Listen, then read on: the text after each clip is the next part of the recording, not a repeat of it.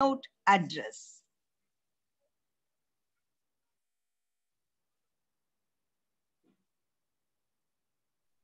കേൾക്കാമോ? കേൾക്കാം. കേൾക്കാം. Okay, thank you. എന്നെക്കുറിച്ച് പറഞ്ഞ എല്ലാ നല്ല വാക്കുകൾക്കും എന്നെ ഇവിടെ ഇൻവൈറ്റ് ചെയ്തതിലും ഇതിന്റെ ഭാരവാഹികളോടും പ്രത്യേകിച്ച് മിസ്റ്റർ കുരുവിള വർഗീസിനോടുള്ള നന്ദി ഞാൻ രേഖപ്പെടുത്തുകയാണ്. ഞാൻ നിങ്ങൾക്കെല്ലാം പരിചിതമായ ഗൾഫ് മൈഗ്രേഷൻ അല്ലെങ്കിൽ ഗൾഫിന്റെ കുടിയേറ്റത്തെ കുറിച്ചാണ് ചില കാര്യങ്ങൾ ഈ സായാഹ്നത്തിൽ നിങ്ങളോട് പങ്കുവെക്കാനായിട്ട് ആഗ്രഹിക്കുന്നത്. ഞാൻ JNUവിലേക്ക് പോയപ്പോൾ എനിക്ക് ഏറ്റവും പല ടോപ്പിക്കുകൾ സ്കൂൾ ഓഫ് ഇന്റർനാഷണൽ സ്റ്റഡീസിലെ വെസ്റ്റ് ഏഷ്യൻ സ്റ്റഡീസിൽ എടുക്കായിരുന്നു. എന്നാൽ ഞാൻ ഒന്ന് മനസ്സിൽ കണ്ടെടുത്തത് മൈഗ്രേഷനും ഡയസ്പോറയാണ്. ആദ്യം കൊച്ചിയിലെ ജൂതന്മാരെ കുറിച്ചുള്ള പഠനങ്ങളായിരുന്നു. കൊച്ചിയിലെ ജൂതന്മാരെ കുറിച്ചായിരുന്നു എൻ്റെ PhD. അങ്ങനെ അവര് 1950കളിൽ ഇസ്രായേലിലേക്ക് പോയതാണ്. അപ്പൊ അവരെ തേടിയുള്ള ഒരു യാത്രയായിരുന്നു എൻ്റെ PhD. അങ്ങനെ ഞാൻ ഇസ്രായേലിൽ പോയി 1.5 വർഷം അവരോട് താമസിച്ച് അവരെ കുറിച്ചുള്ള ഒരു സോഷ്യോ കൾച്ചറൽ ഇന്റഗ്രേഷൻ ആ സൊസൈറ്റിയിൽ എങ്ങനെ ഈ കൊച്ചിയിലെ മലയാളി ജൂതന്മാർ എങ്ങനെ ആകുന്നു എന്നതിനെ കുറിച്ച് ഞാൻ പഠിക്കാൻ ആഗ്രഹിച്ചു, പഠിച്ചു, പിന്നെ അതിനെക്കുറിച്ച് പബ്ലിഷ് ചെയ്തു. പിന്നെ എൻ്റെ പോസ്റ്റ് ഡോക്ടറൽ ആയപ്പോൾ ഞാൻ ചെറുതായിട്ട് ജൂയിഷ് ഹിസ്റ്ററിയിൽ നിലനിൽക്കുമ്പോൾ തന്നെ ഞാൻ ഗൾഫ് മൈഗ്രേഷനിലേക്ക് തിരിഞ്ഞു. ഗൾഫ് മൈഗ്രേഷനിൽ നിങ്ങൾക്ക് ഞാൻ പറയുന്നതിനേക്കാളും കൂടുതൽ ഗൾഫിനെ കുറിച്ച് പറയാൻ അറിയാവുന്നവരാണ് ഇവിടെ ഇരിക്കുന്നതെന്ന് എനിക്കറിയാം. എങ്കിലും ഗൾഫിനെ പുറത്തു നിന്ന് കാണുകയും ഗൾഫിനെ പഠിക്കുകയും ചെയ്തു എന്നൊരാൾ എന്ന രീതിയിൽ ഞാൻ 1-2 ചില കാര്യങ്ങൾ നിങ്ങളുടെ മുന്നിൽ പ്രത്യേകിച്ച് ഈ കോവിഡുമായി ബന്ധപ്പെട്ടുകൊണ്ട് ഞാൻ സംസാരിക്കുവാനായിട്ട് ആഗ്രഹിക്കുകയാണ്. നമുക്കെല്ലാം അറിയുന്നത് പോലെ ഗൾഫുമായിട്ടും മിഡിൽ ഈസ്റ്റുമായിട്ടും ഒക്കെ വളരെ അഗൈതമായ ബന്ധമുണ്ടായിരുന്ന ഇന്ത്യയിലെ ഒരു സംസ്ഥാനമാണ് കേരളം. മലബാറിൽ നിന്ന് പ്രത്യേകിച്ച് കച്ചവട മാർഗവുമായി ബന്ധപ്പെട്ട് മിഡിൽ ഈസ്റ്റ്, യമന്, മൊറോക്കോ, അതുപോലെ തന്നെ അലക്സാൻഡ്രിയ, ഈജിപ്റ്റ്, ഈ സ്ഥലങ്ങളിലെല്ലാം പണ്ട് തന്നെ വളരെ വൈബ്രന്റ് ആയിട്ടുള്ള ട്രേഡ് റിലേഷൻഷിപ്പ് ഉണ്ടായിരുന്നു. അതിന്റെ ഭാഗമായിട്ടാണ് ഈ ഗൾഫിലേക്കുള്ള യാത്രയും ഗൾഫിൽ ആദ്യം മലയാളികൾ അധികം ട്രേഡുമായിട്ട് പോയിട്ടില്ല. 15, 16, 17, 18 നൂറ്റാണ്ടുകളിലൊക്കെ ഈ കച്ചി ബനിയാസും ഗുജറാത്തിൽ നിന്നുള്ള ബനിയാസാ പോയത്. അങ്ങനെയാണ് ഒമാനിലൊക്കെ അമ്പലങ്ങളിലൊക്കെ കാണുവാനായിട്ട് സാധിക്കുന്നത്. അവിടെ ഇപ്പോഴും പഴയ 16-ാം നൂറ്റാണ്ടില് 17-ാം നൂറ്റാണ്ടിലൊക്കെ അമ്പലങ്ങളുണ്ട്. പലരും നിങ്ങളൊക്കെ പലത് ആ ഒരു പഴയ പുരാതനമായ ഈ മോണ്യുമെന്റ്സ് ഒക്കെ കണ്ടു എന്ന് ഞാൻ വിശ്വസിക്കുന്നു. എന്നാൽ ഗൾഫിന്റെ ഒരു ഭാവി തന്നെ മാറുന്നത് ഈ ഗൾഫിന്റെ ഓയിൽ എക്സ്പ്ലോറേഷൻ വരുന്നത് beginning of 20th century. Once they explored oil, അപ്പോഴാണ് ഇതിന്റെ ഭാവി തന്നെ മാറ്റിമറിക്കുന്നത്. ആ ഗൾഫിന്റെ ഭാവി മാറ്റിമറിക്കുമ്പോൾ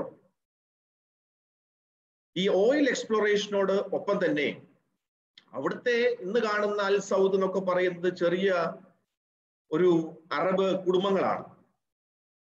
അപ്പം അവരുടെ കയ്യിലേക്ക് നിങ്ങൾക്ക് എല്ലാം അറിയുന്നത് പോലെ ഇവരുടെ കയ്യിലല്ലായിരുന്നു ഭരണചക്രവും ഈ ഓയിലിന്റെ എക്സ്പ്ലോറേഷനും ഇതിന്റെ തന്ത്രങ്ങളൊക്കെ. അതൊക്കെ അമേരിക്കയും ബ്രിട്ടന്റെയും ഒക്കെ അരാംകോ പോലുള്ള കമ്പനികളുടെ കൈകളിലായിരുന്നു. എന്നാൽ ഏറ്റവും സുപ്രധാനമായ ഒരു കാര്യം നിങ്ങളുടെ മനസ്സിൽ നിങ്ങൾ എന്തെങ്കിലും ആലോചിച്ചിട്ടുണ്ടോ? ഈ 1970കളിലും 80കളിലും ഇന്ത്യയിൽ നിന്നും കേരളത്തിൽ നിന്നും എങ്ങനെ ഗൾഫിലേക്ക് പോകാൻ സാധിച്ചു? തൊട്ടടുത്ത രാജ്യങ്ങളുണ്ട്.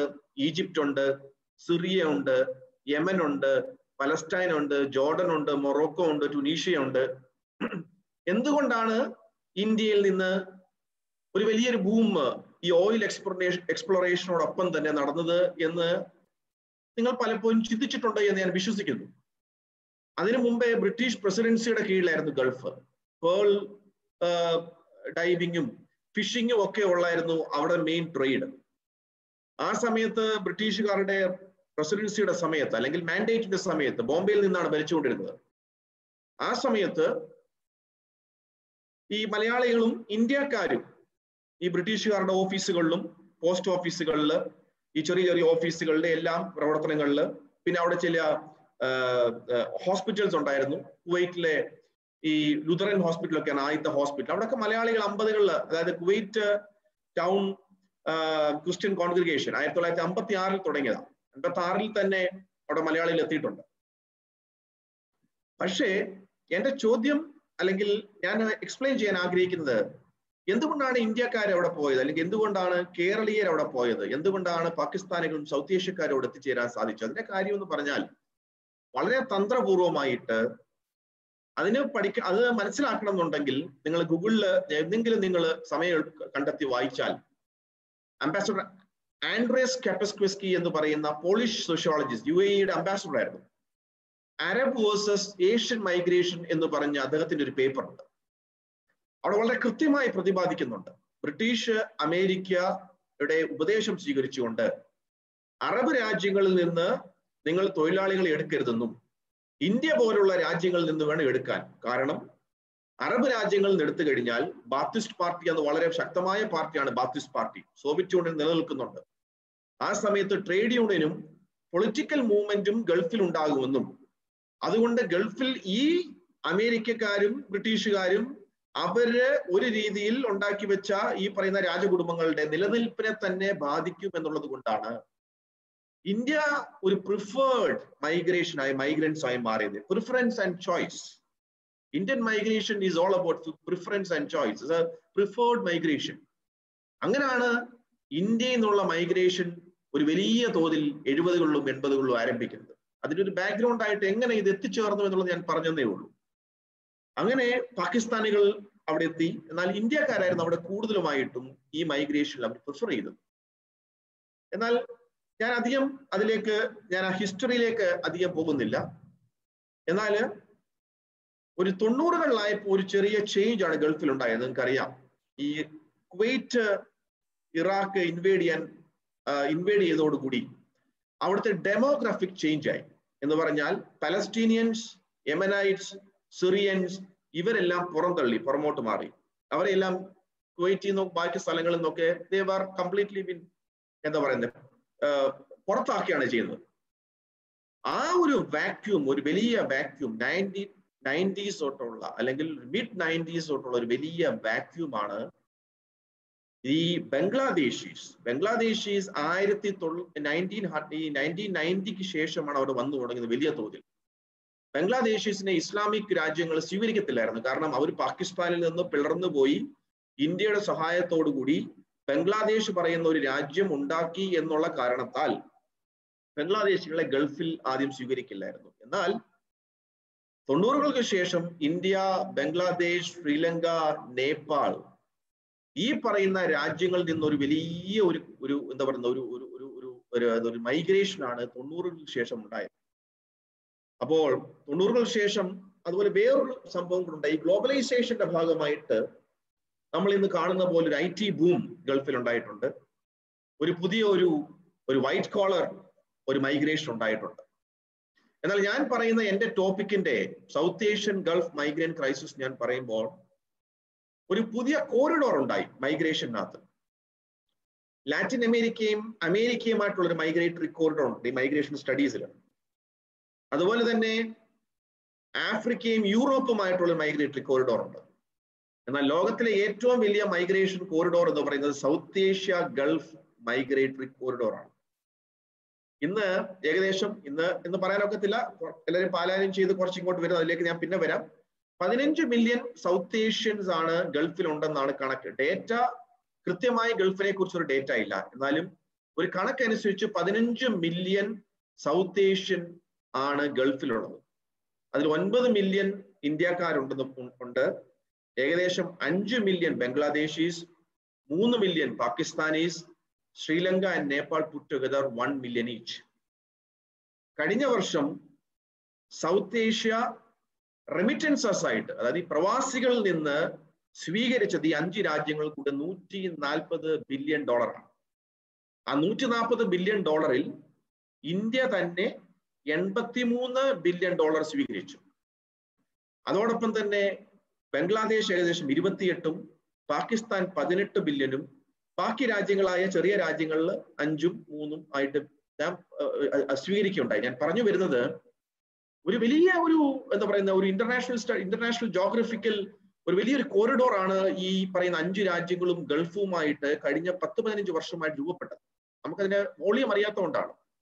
കേരളത്തിൽ തന്നെ 80,000 കോടി രൂപ ആയിരുന്നു 2 വർഷം മുമ്പ്. കഴിഞ്ഞ വർഷം 90,000 crores ആണ് കേരളത്തിൽ നിക്ഷേപമായിട്ട് എത്തിയത്. സോ ദെയർഫോർ ആദ്യം ഞാൻ പറയുന്നത് ഈ സൗത്ത് ഏഷ്യ എന്ന് പറയുന്നതിൽ south Asian work force, Indian work force ആണ് ഇന്ന് കാണുന്ന ഗൾഫിനെ പടിപടിയായി ഓരോ മേഖലകളിലും ഉയർത്തിയത്.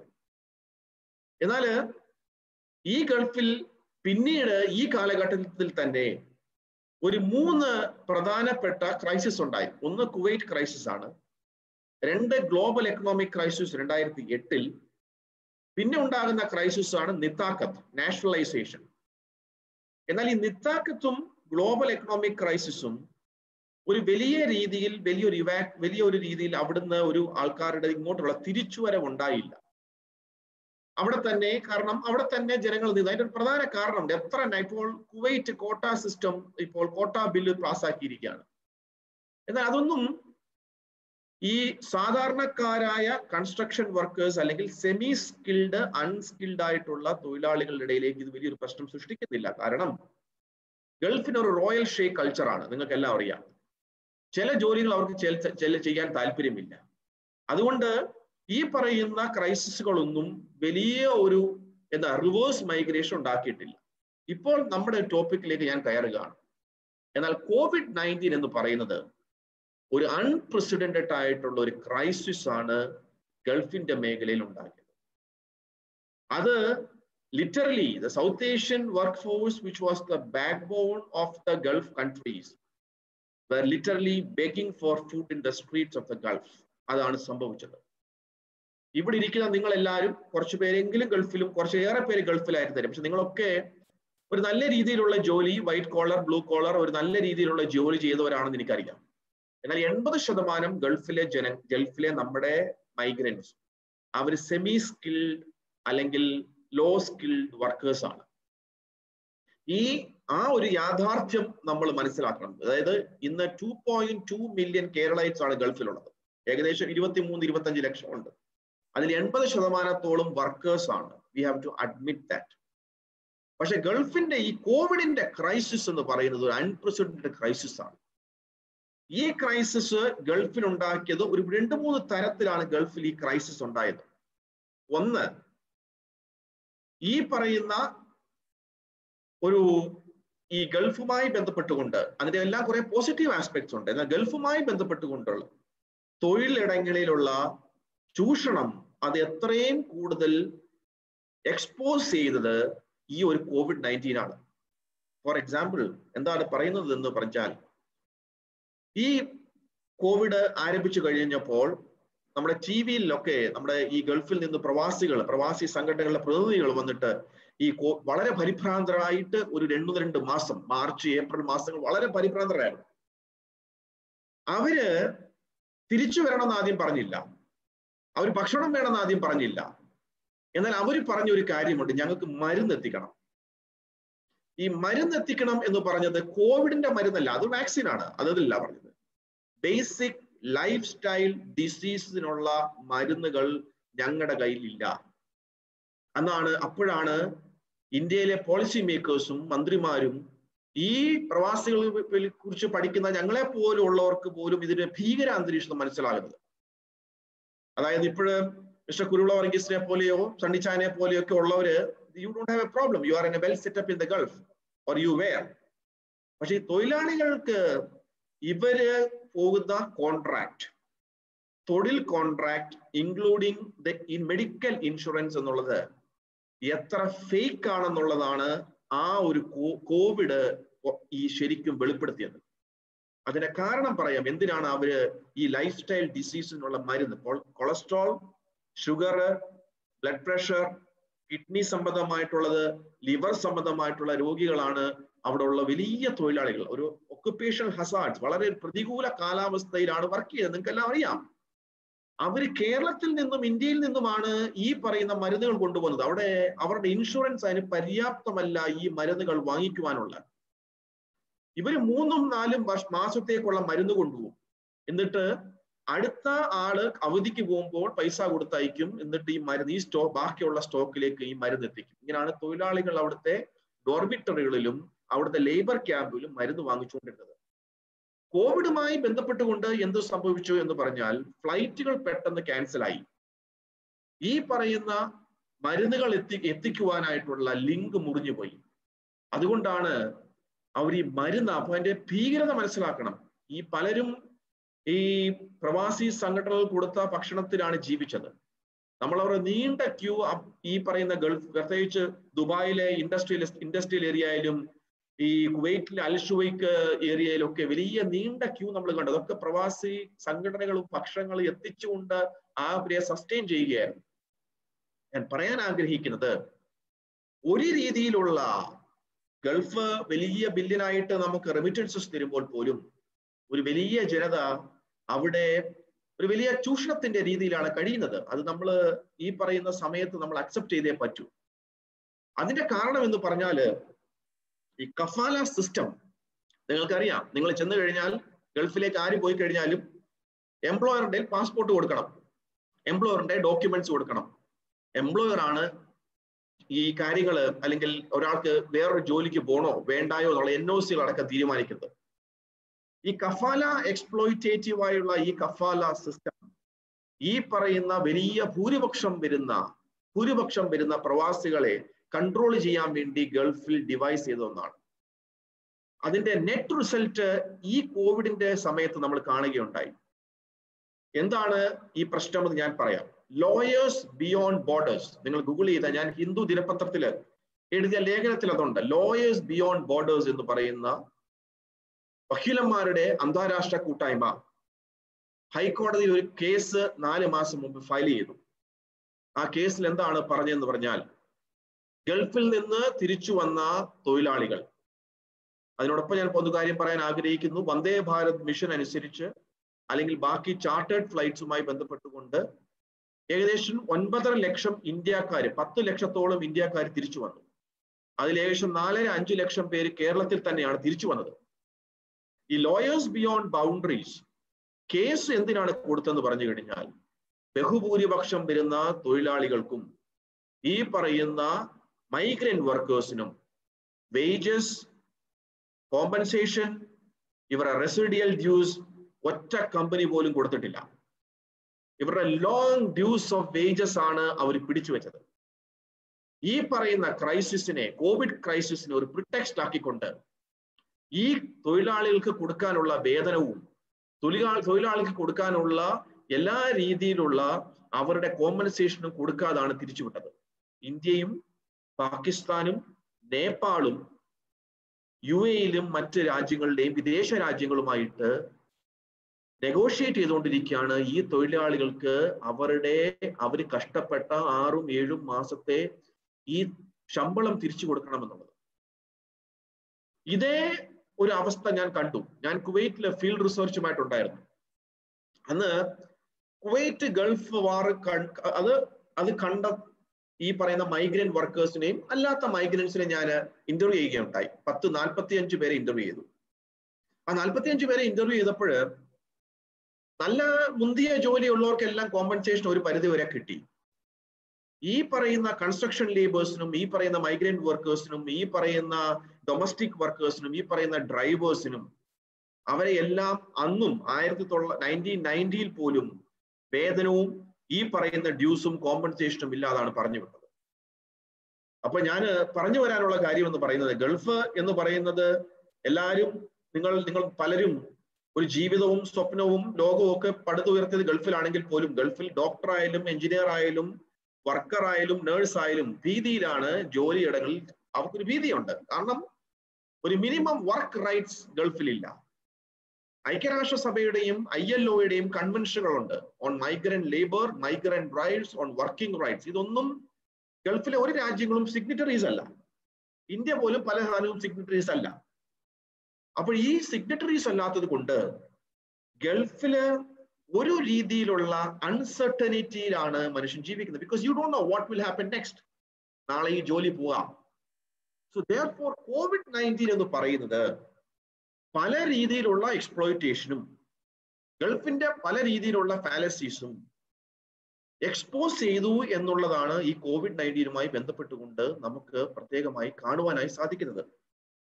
എന്നാൽ ഇന്ന് ആലോചിക്കുമ്പോൾ ഒരു ഡിസ്ട്രസ്ഡ് മൈഗ്രേഷൻ ആണ്. മറ്റേ ഒരു വലിയ മൈഗ്രേഷൻ ബൂം ആയിരുന്നെങ്കിൽ ഇപ്പോൾ ഞങ്ങൾ സോഷ്യോളജിസ്റ്റ് അതിനെ വിളിക്കുന്ന ഡിസ്ട്രസ്ഡ് മൈഗ്രേഷൻ എന്ന് പറഞ്ഞു കഴിഞ്ഞാൽ ഒരു രീതിയിലും ഒരു പിടിവള്ളി നിന്ന് കിട്ടാതെ എങ്ങനെയും തിരിച്ചു വരാനുള്ള, എങ്ങനെയും റിവേഴ്സ് ആയിട്ട് തിരിച്ചു വരാനായിട്ടുള്ള ഒരു മൈഗ്രേഷൻ ആണ് കഴിഞ്ഞ റിവേഴ്സ് മൈഗ്രേഷൻ. എന്നെ JNUല് അംബാസഡർ ഫാബിയാൻ എന്ന് പറയുന്ന മലയാളി അംബാസഡർ, അദ്ദേഹം ഞങ്ങളുടെ വിസിറ്റിംഗ് പ്രൊഫസർ ആയിരുന്നു. അന്ന് ഗൾഫിനെ കുറിച്ച് പഠിപ്പിക്കുമ്പോൾ റിവേഴ്സ് മൈഗ്രേഷൻ എന്തെങ്കിലും തിരിച്ചു വരും. അപ്പൊ ഞങ്ങൾ ചോദിക്കാൻ പോസിബിൾ, നമ്മളത് കണ്ണുകൊണ്ട് കണ്ടു. ഈ പറയുന്ന വലിയ ഒരു റിവേഴ്സ് മൈഗ്രേഷൻ ഗൾഫിൽ നിന്ന് തിരിച്ചു വരുന്നത് നമ്മൾ കണ്ണുകൊണ്ട് കണ്ടു. വേൾഡ് ബാങ്കിന്റെ എസ്റ്റിമേറ്റ് അനുസരിച്ച് 20% ഈ പറയുന്ന വിദേശ നിക്ഷേപം കുറയും എന്നാണ് ഇപ്പോഴത്തെ നമുക്ക് കാണുവാനായിട്ട് സാധിക്കുന്നത്. Therefore, ഈ സൗത്ത് ഏഷ്യൻ മൈഗ്രൻസോ അല്ലെങ്കിൽ ഇന്ത്യൻ മൈഗ്രൻസ് എന്ന് പറയുന്നത് ഒരു ഡിസ്പോസിബിൾ മൈഗ്രൻസ് ആയി ഗൾഫിന്റെ മുന്നിൽ. ഈ ഡിസ്പോസിബിൾ എന്ന് പറഞ്ഞാൽ അറിയാമല്ലോ, നമ്മൾ ഡിസ്പോസിബിൾ എന്ന് പറഞ്ഞാൽ ഡിസ്പോസിബിൾ ഗ്ലാസ്, അത് കുടിക്കുന്നു, നമ്മൾ ആ ഗ്ലാസ് കളയുന്നു. ആ ഗ്ലാസ് കളയുന്നതിന്റെ പ്രതീക്ഷ എന്താണ്? ഇത് വലിയ വിലയൊന്നുമില്ല, നാളെ എവിടെയും ഒരു സ്ഥലത്ത് പോയി കഴിഞ്ഞാൽ വീട്ടിൽ ചെന്നാൽ ഇതേ ഗ്ലാസ്സിൽ വേറൊരു ഗ്ലാസ്സിൽ വെള്ളം കിട്ടും. അതാണ് disposable, that you dispose something. ഈ പറയുന്ന സൗത്ത് ഏഷ്യൻ മൈഗ്രൻസ് എന്ന് പറയുന്നത് ഗൾഫിന്റെ കോണ്ടെക്സ്റ്റിൽ ഒരു ഡിസ്പോസിബിൾ മൈഗ്രൻസ് ആയി എന്ന് പറഞ്ഞാൽ, ഈ ഏപ്രിൽ മാസത്തിൽ UAE തന്നെ ഇൻഡയറക്ട്ലി പറഞ്ഞു, അതായത് രാജ്യങ്ങളോട്, സെൻഡിങ് കൺട്രീസിനോട് പറഞ്ഞു, പല രാജ്യങ്ങളും പറഞ്ഞു, നിങ്ങൾ നിങ്ങളുടെ തൊഴിലാളികളെ തിരിച്ചു കൊണ്ടുപോയിക്കോണം, we don't have any responsibility over them. കുവൈറ്റും എനിക്ക് തോന്നുന്ന ഒമാനും ഒക്കെ എന്ന് പറഞ്ഞാൽ പൊതുമാപ്പും പ്രഖ്യാപിച്ചു, that you please leave, we don't have any responsibility.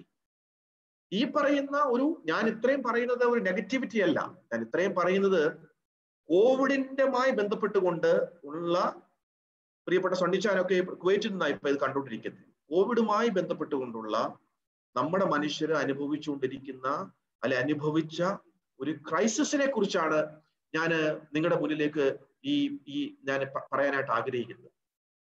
പിന്നെ നമുക്കുള്ളൊരു പോംവഴി എന്താണ്? ഇപ്പൊ തിരിച്ചു വന്നിരിക്കുകയാണ്. അപ്പോൾ ഇപ്പോഴത്തെ പുതിയ ഗവൺമെന്റ് അല്ല, ഇന്ത്യ ഗവൺമെന്റിന്റെയും പാകിസ്ഥാൻ ഗവൺമെന്റിന്റെയും ബംഗ്ലാദേശ് ഗവൺമെന്റിന്റെയും ഒക്കെ മുന്നിലുള്ളതെന്ന് പറഞ്ഞാൽ rehabilitate, reintegrate and resettle the migrants. Rehabilitate, reintegrate and resettle the migrants who have return. പക്ഷെ പ്രധാന പ്രശ്നം എന്ന് പറഞ്ഞാൽ അതല്ല. ഞാൻ പല ഫോറങ്ങളിലും ചോദിച്ചത്, ഈ 15 മില്യൺ പശ്ചിമേഷ്യയിൽ നിന്ന് അല്ലെങ്കിൽ 8 മില്യൺ 9 മില്യൺ ഇന്ത്യയിൽ തന്നെ ഗൾഫിലേക്ക് പോയത് ഇവിടെ തൊഴിലില്ലാത്തതുകൊണ്ടാണ്, പോവർട്ടി ഉള്ളത് കൊണ്ടാണ്. ശ്രീലങ്കയിലും നേപ്പാളിലും ഒക്കെ പൊളിറ്റിക്കൽ ഇൻസ്റ്റബിലിറ്റിയിൽ ജോലി നഷ്ടപ്പെട്ടത് കൊണ്ടാണ്. അത് എക്കോണമി ഒരു രീതിയിൽ ഇന്ത്യയിലും ഈ രാജ്യങ്ങളിലൊക്കെ നന്നായി നിൽക്കുമ്പോഴാണ് ഈ പറയുന്ന പ്രവാസികള് ഗൾഫിലേക്ക് പോയത്. എന്നാൽ ഇന്നത്തെ സ്ഥിതി എന്ന് പറഞ്ഞാൽ അതല്ല. ഇന്നൊരു വലിയ എക്കണോമിക് ക്രൈസിസിനെ നേരിട്ടുകൊണ്ടിരിക്കുകയാണ്. ഈ എക്കണോമിക് ക്രൈസിസിനെ നേരിട്ടുകൊണ്ടിരിക്കുമ്പോൾ ഈ തിരിച്ചു വന്ന പ്രവാസികളെ പുനരധിവസിപ്പിക്കുക എന്ന് പറയുന്നത് ഒരു വലിയ ഹെർക്കൂലിയൻ ടാസ്ക് ആയിരിക്കും. അതിപ്പോൾ ഗവൺമെന്റ് എത്ര പറഞ്ഞാലും it's very difficult to reintegrate or give jobs to all the migrants who have returned. എന്നാൽ കേരളവുമായി ബന്ധപ്പെട്ടുകൊണ്ട് എനിക്കൊരു കാര്യം പറയാനുണ്ട്. അത് ചിലപ്പം ഞാനത് ഒരു നെഗറ്റീവ് കൊണോട്ടേഷനിലല്ല. കേരളത്തിൽ എന്ന് പറഞ്ഞാൽ 10 ലക്ഷം തൊട്ട് 12 ലക്ഷം വരെയാണ് അതിഥി തൊഴിലാളികളുള്ളത്. അല്ലെങ്കിൽ UP, ബീഹാർ, രാജസ്ഥാൻ, ഈ പറയുന്ന ഒറീസയിൽ നിന്നൊക്കെ വരുന്ന നമ്മുടെ ഇന്റേണൽ മൈഗ്രന്റ് വർക്കേഴ്സ് എന്ന് പറയും. ഈ നമ്മൾ ട്രെയിനിലും ഒക്കെ ആയിട്ട് ഏകദേശം 5 ലക്ഷം പേര് പോയെന്നാണ് നമുക്ക് നമ്മുടെ റഫ് എസ്റ്റിമേറ്റ്. എന്തായാലും let's say there are 10 lakhs. എന്നാൽ കേരളത്തിൽ ഒരു റീപ്ലേസ്മെന്റ് മൈഗ്രേഷനാണ് സംഭവിച്ചത്. ഞാൻ പ്രത്യേക വേർഡ് ഉപയോഗിക്കും. ഫോർ എക്സാമ്പിൾ തിരുവല്ല അല്ലെ വെണ്ണിക്കുളത്തു നിന്ന് ഒരു കാർപ്പൻറ്ററോ ഒരു ഇലക്ട്രീഷ്യൻ അല്ലെങ്കിൽ ഒരു പ്ലംബർ, ഇവര് ഗൾഫ് എന്ന് പറയുന്ന വലിയ സ്വപ്നം തേടിയുള്ള യാത്രയിലേക്ക് അങ്ങ് പോയി. അപ്പോൾ അവരുടെ ജോലിയെ റീപ്ലേസ് ചെയ്തെന്ന് പറഞ്ഞാൽ ബംഗാളിയും അല്ലെങ്കിൽ ബീഹാറിൽ നിന്ന് വന്നവരും UPയിൽ നിന്ന് വന്ന മൈഗ്രന്റ് വർക്കേഴ്സാണ്. കേരളത്തെ സംബന്ധിച്ചിടത്തോളം കേരളത്തിൽ ഒരു അപകർഷതാ ബോധമുണ്ട് തൊഴിലിടങ്ങളിൽ. ഒരു സോഷ്യൽ ടാബു നമ്മുടെ കേരളത്തിൽ നിലനിൽക്കുന്നുണ്ട്. എന്ന് പറഞ്ഞാൽ ചില രീതിയിലുള്ള ജോലി ചെയ്യുവാനായിട്ട് മലയാളിക്ക് ഇന്നും ബുദ്ധിമുട്ടാണ്. ഒരു രീതിയിലുള്ള ഡിഗ്നിറ്റി, അതിന്റെ പ്രശ്നം എന്ന് പറഞ്ഞാൽ ഡിഗ്നിറ്റി ഓഫ് ലേബർ. നമ്മൾ വലിയ റിനൈസൻസും എൻലൈറ്റ്മെന്റും നവോത്ഥാനവും കേരളത്തിൽ പറയുമ്പോൾ കേരളത്തിന്റെ തൊഴിലിടങ്ങളിൽ പണിയെടുക്കുവാനായിട്ട് ഒരു രീതിയിലുള്ള ഒരു അപകർഷതാ ബോധം മലയാളിക്കുള്ളതിന്റെ ഒരു പ്രധാന കാരണമാണ്. ഇവിടെ ഏകദേശം ഇതേ വേതനമാണ് ഗൾഫിൽ കിട്ടുന്നത്. പക്ഷെ ഗൾഫിൽ ചെന്ന് കഴിഞ്ഞാൽ ഈ പറയുന്ന പോലെ ഒരു മെഡിക്കൽ ഫെസിലിറ്റി ഇല്ല, ഡോർമിറ്ററിയിൽ താമസിക്കണം, ഫാമിലികളില്ല, ഒരു ബന്ധവുമില്ലാതെ ഇവിടുന്ന് വിട്ടുപോകുന്നതിന്റെ കാരണം എന്ന് പറഞ്ഞാൽ കേരളത്തിൽ നിലനിൽക്കുന്ന ഒരു ഗ്യാപ്പ് ഉണ്ട്. എംപ്ലോയറും എംപ്ലോയിയുമായി കേരളത്തിൽ നിൽക്കുന്ന ഒരു ഗ്യാപ്പ് ഉണ്ട്. അതിന്റെ പല കാരണങ്ങൾ കാണാം. ഒന്ന്, നമ്മൾ മൈഗ്രൻസിനെ മുഴുവൻ ഇന്ത്യയിലെ നോക്കിക്കഴിയുമ്പോൾ ഏറ്റവും കൂടുതൽ വിദ്യാസമ്പന്നർ കേരളത്തിൽ നിന്നുള്ള മൈഗ്രൻസാണ്. സീരിയസ് സ്റ്റഡീസ് പ്രത്യേകം മനസ്സിലാക്കണം.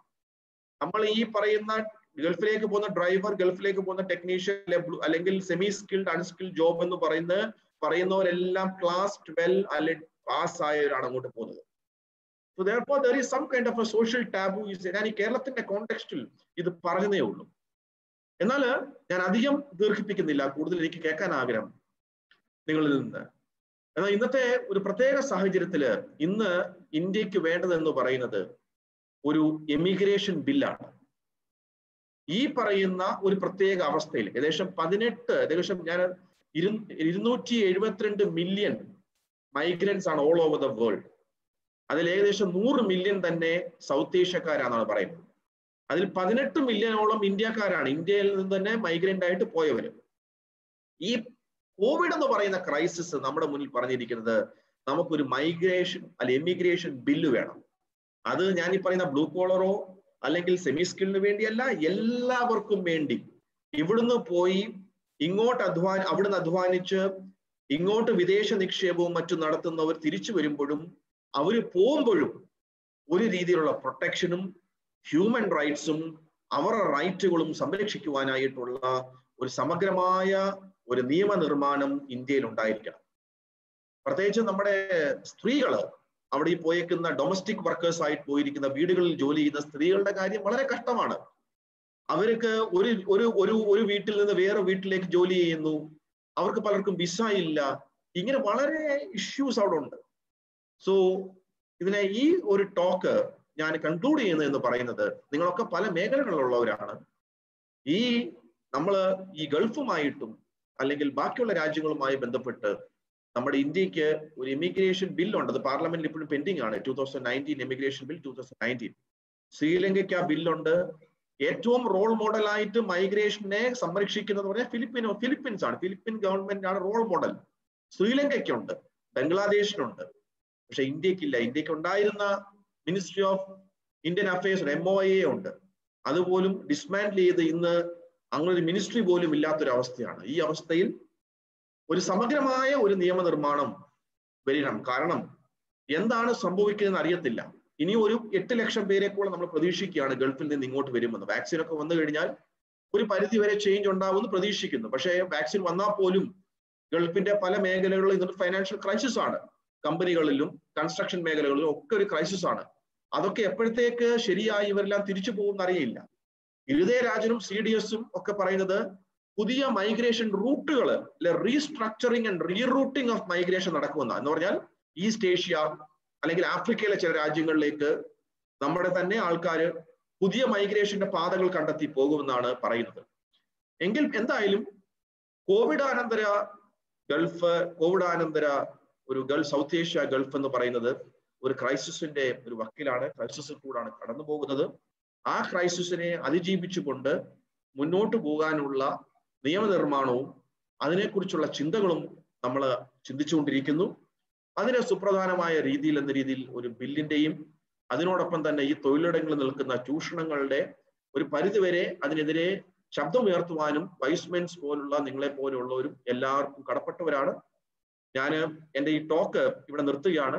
ഇനിയും നിങ്ങളിൽ നിന്ന് ചോദ്യങ്ങൾ കേൾക്കാനായിട്ട് ഞാൻ ആഗ്രഹിക്കുന്നു.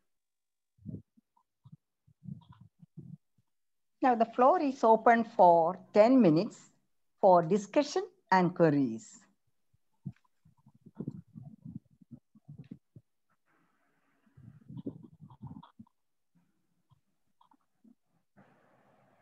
ജിനു, ഞാൻ ഒരു കാര്യം ഒന്ന് ചോദിച്ചോട്ടെ. അതായത് ഇപ്പൊ ഈ കോവിഡിനെ തുടർന്ന് ലക്ഷക്കണക്കിന് ആൾക്കാർ തിരികെ എത്തി അവരുടെ കോമ്പൻസേഷനോ അവരുടെ കിട്ടേണ്ടതായിട്ടുള്ള സാലറിയും മറ്റ് സെറ്റിൽമെന്റ് എമൗണ്ടുകളോ ഒന്നും കിട്ടാതെയാണ് അവർ വന്നേക്കുന്നത്. അതൊക്കെ കിട്ടുമോ ഇല്ലയോ എന്നുള്ള കാര്യത്തിലൊക്കെ സംശയമുണ്ട്. ഇതേപോലുള്ള ഒരു സിമിലർ സിറ്റുവേഷൻ 90-ലെ വാറിന്റെ ടൈമിലും ഉണ്ടായിരുന്നു. കാരണം എല്ലാവരും പെട്ടെന്ന് അവിടുന്ന് രക്ഷപ്പെട്ടു, ജീവനും കൊണ്ട് ഓടി പോരുകയായിരുന്നു. നമ്മുടെ ഏറ്റവും എസെൻഷ്യൽ തിങ്സ് പോലും എടുക്കാനൊക്കാത്ത ഒരു സാഹചര്യത്തിൽ എല്ലാവരും തിരിച്ചു പോരുകയായിരുന്നു. അപ്പം സെറ്റിൽമെന്റ് കാര്യങ്ങളുടെ ഒന്നും അങ്ങനെ ഒരു ഗവൺമെന്റ് അവിടെ ഇല്ല, രാജ്യം തന്നെ ഇല്ലാതായ ഒരു സിറ്റുവേഷൻ ആയിരുന്നു. പക്ഷേ വളരെ ഫലപ്രദമായിട്ട് ഇന്ത്യ ഗവൺമെന്റും യുണൈറ്റഡ് നേഷൻസും ആ വിഷയത്തിൽ ഇടപെടുകയും പിന്നെ എല്ലാവർക്കും അന്ന് ഈ പെറ്റീഷൻ ഫയൽ ചെയ്ത എല്ലാവരുടെയും തുകകള് പിന്നെ അവരുടെ ബാങ്ക് അക്കൗണ്ടിൽ, ഇവിടെ ഇന്ത്യയിലെ ബാങ്ക് അക്കൗണ്ടിൽ കിട്ടുകയും ചെയ്തു. അങ്ങനെ വലിയ കാര്യമായിട്ട് അങ്ങനെ നഷ്ടം സംഭവിച്ചവരാരും ഇല്ലെന്നാണ് എനിക്ക് തോന്നുന്നത്. അല്ലെങ്കിൽ ചെറിയൊരു നമ്പർ വല്ലതും ഉണ്ടെങ്കിലേ ഉള്ളൂ. അതുപോലെ ഒരു ഗവൺമെന്റൽ ലെവലിലുള്ള ഒരു ഇന്റർവെൻഷൻ ഈ കാര്യത്തിലും ഈ സിറ്റുവേഷനിലും ഉണ്ടാകരുതോ? അതിനെ എവിടുന്നാണ് അതിന്റെ ഇനീഷ്യേറ്റ് ചെയ്യേണ്ടത്, എവിടുന്നാണെന്നുള്ളതെന്ന് അറിഞ്ഞാൽ കൊള്ളാം. അന്ന് ഇതൊരു വാർ ആയിരുന്നു. വാറിന്റെ ഒരു ഇൻവേഷന് ഈ ഇറാഖ് ഗവൺമെന്റ് എന്നുള്ള റിപ്പാട്രിയേഷൻ ഒക്കെ ഉണ്ട്. എന്നാൽ തൊഴിലാളികൾക്ക് അന്നും നമ്മൾ ഈ പറയുന്ന സെഗ്മെന്റ് ആയ മൈഗ്രന്റ് വർക്കേഴ്സ് അല്ലെ സെമി സ്കിൽഡ് അൺസ്കിൽഡ് ആയിട്ടുള്ള ആൾക്കാർക്ക് കോമ്പൻസേഷൻ വലിയ രീതിയിൽ ഈ കമ്പനിക്കാർ കൊടുത്തില്ല.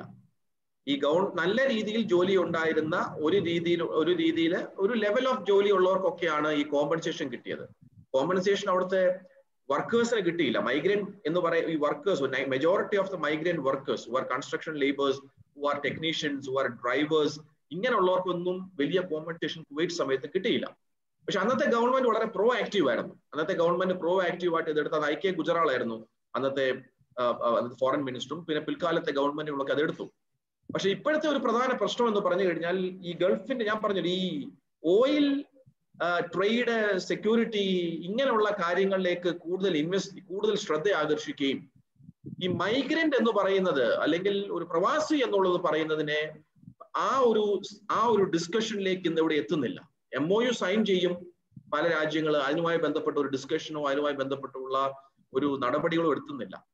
പക്ഷെ ഗവൺമെന്റ് ഇത് ഫോർമലി അതാത് രാജ്യങ്ങളെ അറിയിച്ചുകൊണ്ട് ഈ പറയുന്ന സംഭവിച്ചിട്ടുണ്ട് എന്ന് പറയാതെ ഈ പറയുന്ന കോമ്പൻസേഷൻ കിട്ടത്തില്ല. അത് തന്നെയാണ് ഇപ്പൊ പല രീതിയിലും മൈഗ്രന്റ് ഓർഗനൈസേഷൻസ് ഉണ്ട്, MFA എന്നൊക്കെ പറയും. അവരൊക്കെ ക്യാമ്പയിൻ ചെയ്യുന്നത് വേജ് തെഫ്റ്റ് എന്നാണ് പറയുന്നത്. വേജ് തെഫ്റ്റ് എന്ന് പറഞ്ഞ വലിയൊരു ക്യാമ്പയിൻ നടക്കുക. വേജ് തെഫ്റ്റ് ഒരു ഗൂഗിൾ ചെയ്താൽ കിട്ടും. വേജ് തെഫ്റ്റ് ക്യാമ്പയിൻ ആണ് എന്ന് പറഞ്ഞാൽ ഒരാളെ വേതനം മോഷ്ടിക്കുകയല്ലേ. ഇത് അധ്വാനിച്ച ഒരു തൊഴിലാളി അതെന്തായാലും അയാളുടെ വേതനം, അയാളുടെ ചോര നീരാക്കിയ അയാളുടെ ശമ്പളം, അതിനെ മോഷ്ടിക്കുകയാണ് ഉണ്ടായത്. അപ്പൊ അതിനെതിരെ വേജ് തെഫ്റ്റ് എന്ന് പറഞ്ഞു കഴിഞ്ഞാൽ വലിയൊരു മൈഗ്രേഷന്റെ ക്യാമ്പയിൻ എല്ലാ രാജ്യങ്ങളും നടക്കുന്നത്. പക്ഷെ നമ്മുടെ sending countries, we are sending countries, India, Pakistan, Bangladesh, Nepal, we are sending countries. Gulf എന്ന് പറയുന്ന റിസീവിംഗ് കൺട്രീസ് ആണ്. അപ്പൊ സെൻഡിങ് കൺട്രീസിൽ ഇങ്ങനെ ഒരു ക്യാമ്പയിൻ നടക്കുന്നുണ്ട്. ഞങ്ങളൊക്കെ ആ ക്യാമ്പയിന്റെ ഭാഗമാണ്. എത്രമാത്രം സക്സസ്ഫുൾ ആകുമെന്ന് അറിയത്തില്ല, but we are still trying. Sir, നമ്മള് ഈ ഇന്ത്യ ഗവൺമെന്റ് സ്വന്തം മൈഗ്രൻസിനെ ട്രീറ്റ് ചെയ്ത വിധം അറിയാമല്ലോ. അപ്പം സ്വന്തം നമ്മുടെ ജനങ്ങളെ തന്നെ ട്രീറ്റ് ചെയ്ത രീതി വെച്ച് ഇവരിൽ നിന്നും എന്തെങ്കിലും നമ്മൾ മറ്റു രാജ്യക്കാരോട് പറയാനുള്ള മോറൽ റൈറ്റ് പോലും നമുക്കുണ്ടെന്ന് തോന്നുന്നില്ല. വേണ്ടതാണ്, പക്ഷെ നമ്മുടെ ഇപ്പോഴത്തെ രീതി അനുസരിച്ച് അത് നടപ്പിലാക്കുവോ അല്ലെങ്കിൽ അതിനോട് താല്പര്യം എടുക്കാനുള്ള സാധ്യതകൾ കുറവ്. അത് ഒന്നാമത്തെ പോയിന്റ്. രണ്ടാമത്തെ പോയിന്റ്, നമ്മുടെ തന്നെ ഒരു 10% നമ്മുടെ എക്കണോമി കൂപ്പുകുത്തി നമുക്ക് തന്നെ സർവൈവല് വലിയൊരു ബുദ്ധിമുട്ടായിരിക്കുന്ന സ്റ്റേജില് തിരിച്ചു വരുന്നവരെ റീഹാബിലിറ്റേറ്റ് ചെയ്യുക എന്നുള്ളതൊക്കെ ഒരു ഡ്രീമായിട്ട് അവശേഷിക്കുകയില്ല. പ്രാക്ടിക്കലി നടക്കാൻ പോകുന്നത് ഒരു പെസിമിസ്റ്റിക് ആയിട്ട് ഒരു സ്റ്റാൻഡ് വേണ്ടെങ്കിൽ പോലും എടുക്കേണ്ടി വരികയില്ലയോ, എല്ലാം ഒരു ശോഭനമല്ലാത്ത പോലെ തോന്നുന്നു എന്നെനിക്ക് എന്റെ പേഴ്സണൽ അഭിപ്രായം പറഞ്ഞതേ ഉള്ളൂ. അത് വളരെ ഇമ്പോർട്ടന്റ് ആണ്. കാരണം ഈ കോവിഡിന്റെ സമയത്ത് നമ്മുടെ റഫ് എസ്റ്റിമേറ്റ്, ഇതിനൊന്നും ഡേറ്റ ഇല്ല. നമ്മുടെ റഫ് എസ്റ്റിമേറ്റ് അനുസരിച്ച് നമ്മുടെ ഇന്ത്യയിൽ തന്നെ നമ്മുടെ മൈഗ്രന്റ് വർക്കേഴ്സ് എന്ന് പറയുന്നത് ഏകദേശം 200-300 മില്യൺ ഉണ്ടെന്നാണ് പറയുന്നത്. നമ്മൾ ഈ മൈഗ്രൻസ് ഇങ്ങനെ വിജയവാഡ തൊട്ട് ആന്ധ്ര തൊട്ട് നടക്കുന്നത് നമ്മൾ കണ്ടു. നടന്ന് കുറെ പേര് മരിച്ചു. യുപിയിലും ബീഹാറിലും രാജസ്ഥാനിലും ഉള്ള തൊഴിലാളികൾ വളരെ കഷ്ടപ്പെട്ടുകൊണ്ട് പോകുന്ന നമ്മൾ കണ്ടത്. നമ്മൾ വളരെ ഒരു ഹരോയിങ് എക്സ്പീരിയൻസ് ആയിരുന്നു. അവരോട് നമ്മൾ മുഖം തിരിച്ചു നിൽക്കുന്ന വലിയൊരു സംഭവമാണ് നമ്മൾ കണ്ടത്. അവരെ ട്രെയിനിൽ ഒരുവിധമെങ്കിലും അവരെ തിരിച്ചെത്തിക്കുവാനുള്ള ശ്രമം നടത്തിയത് കേരളത്തിലും തമിഴ്നാട്ടിലും ഒക്കെ മാത്രമേ ഉള്ളൂ. വേറെ ഒരു രാജ്യം വേറൊരു സംസ്ഥാനവും അത് ചെയ്തില്ല. അത് തീർച്ചയാണ്. നമുക്ക് നമ്മുടെ ഇന്റേണൽ മൈഗ്രൻസിന്റെ കാര്യത്തിൽ തന്നെ നമ്മൾ വളരെ രീതിയിലുള്ള നമ്മളൊരു ഇൻഹ്യൂമനായ ഒരു കാഴ്ചപ്പാടും നമ്മൾ ഇൻഹ്യൂമനായ ഒരു പോളിസിയും ആണ് നമ്മൾ എടുത്തിട്ടുള്ളത്. നമ്മുടെ അർബൻ ഇടങ്ങളിൽ, സിറ്റി ഇടങ്ങളിൽ ഈ പറയുന്ന പാവങ്ങൾ വന്ന് ജോലി ചെയ്യുന്നു. അവർക്കൊന്നും യാതൊരു റൈറ്റ്സോ, അവർക്ക് പബ്ലിക് ഡിസ്ട്രിബ്യൂഷൻ സിസ്റ്റത്തിൽ നിന്ന് റേഷൻ പോലും കിട്ടാത്ത അവസ്ഥയാണ് ഡൽഹിയിലെ പല ഭാഗങ്ങളിലുള്ളത്. അത് ഇറ്റ്സ് എ വെരി ഹാരോയിങ് സിറ്റുവേഷൻ. രണ്ടാമതാണ് ഞാൻ പറഞ്ഞ കാര്യമാണ്, ഇവര് ഇപ്പോൾ തിരിച്ചു വരുമ്പോൾ എന്ത് കൊടുക്കണം, അല്ലെ എങ്ങനെ ജോലി, ഇതെന്ത് ചെയ്യണം എന്നുള്ളത് ഒരു വലിയ ക്രൈസിസ് ആണ്.